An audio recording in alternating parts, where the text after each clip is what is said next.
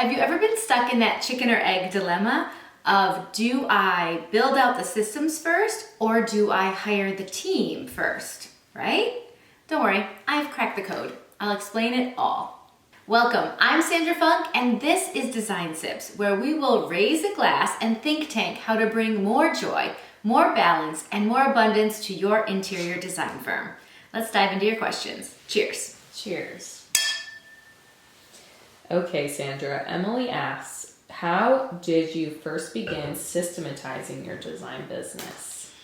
By necessity, by absolute necessity. So my design firm grew slowly but surely, bootstrap style, okay? It started with me deciding that I was gonna go out on my own, and I was working from a guest bedroom, an attic, a basement. I was moving around the house trying to find my vibe, right? And slowly but surely, I was starting to bring in an intern, a freelancer, a bookkeeper, right? I was starting to get that help that a growing business needs. And as my business grew, I realized that having extra help is absolutely useless unless you know what to give them to do, right? There needs to be clarity around how they can help you, what they can take on, and they need enough clarity that they can actually come and work for you for a length of time. Otherwise, it's one task and they're interrupting you, one task and they're breaking your concentration, one task and you're out on a job and they're sitting there doing absolutely nothing, right? You have to have the systems locked down before you grow the team. There, that's it. That was the solution. Systems before team. We've solved it. Cheers. Cheers.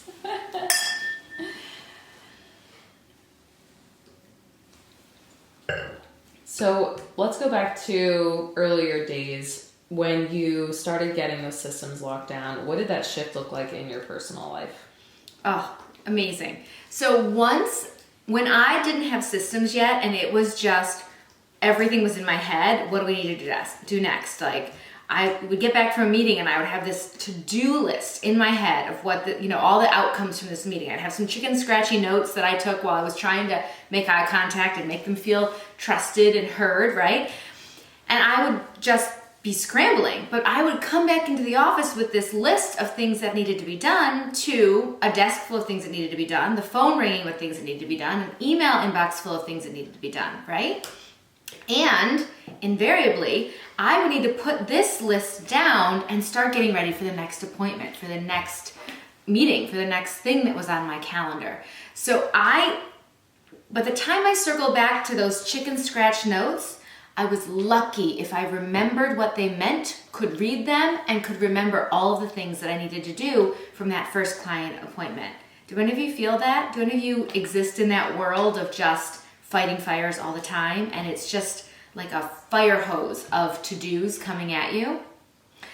Instead, once I systematize the design process, now I go to meetings and I know we're gonna cover these things. So I have a very thorough agenda. I'm asking specific questions and I'm basically circling yes, no. I'm jotting down the next to-dos and I'm handing them off to an assistant who's putting them right into my task management system. Most of those to-dos, though, I just try to add all those words into one. Most of those to-dos are already in my task management system because I already know that they're going to happen, right? I already know that we're gonna pick a paint color. I already know that we're gonna meet with a contractor. I already know how this process goes. So it's really just moving through the system with to-dos that are already set, and I'm just filling in the specific details for each client.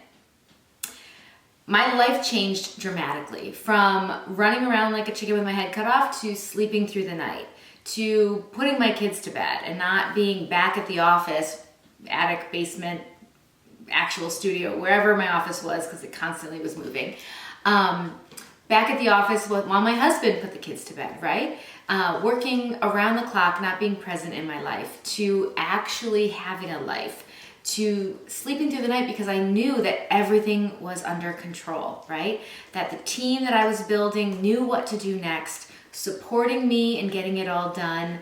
And tomorrow when they show up, they are not going to be standing next to my desk saying, I'm done with that, what do you want next? I'm done with that, what do you want next, right? That's not efficient. There's zero efficiency in that. Instead, they had a clear directive of where they're going, where this project is going, exactly what they need to do next to move this project forward. Can you imagine how big of a shift that would be in your life? Yeah, but hit us in the comments what that could look like for you. Yeah, and do you guys remember those days of just like craziness? Because I was there. I've lived them. Right.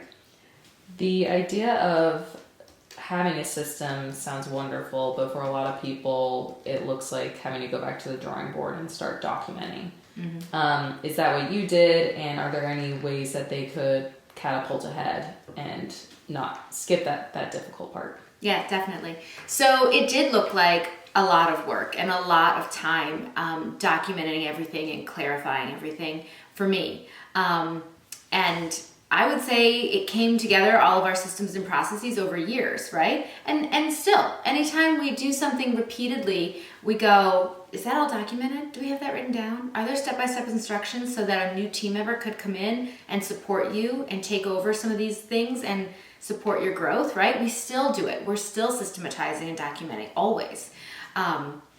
That's just the nature of running a business, right? If you don't, it's all in your head and there's no value to your business. When you have things out of your head, systematized and documented, you can actually grow, and your business has immensely more value when everything is documented.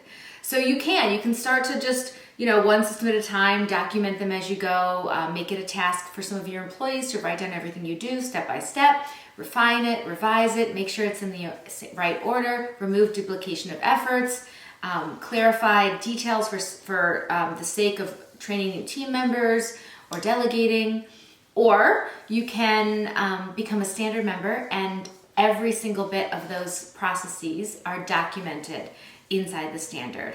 They are swipeable, so they are ready for you to take and make your own, to add your color, your personality, your little tweaks, the way that you do things into it.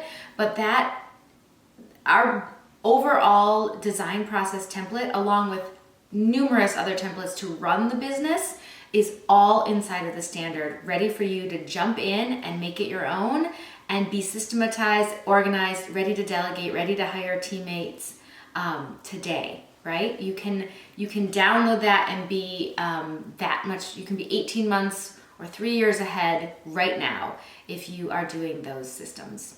Yep, and people are seeing amazing results, so definitely check it out. Amazing results, yeah.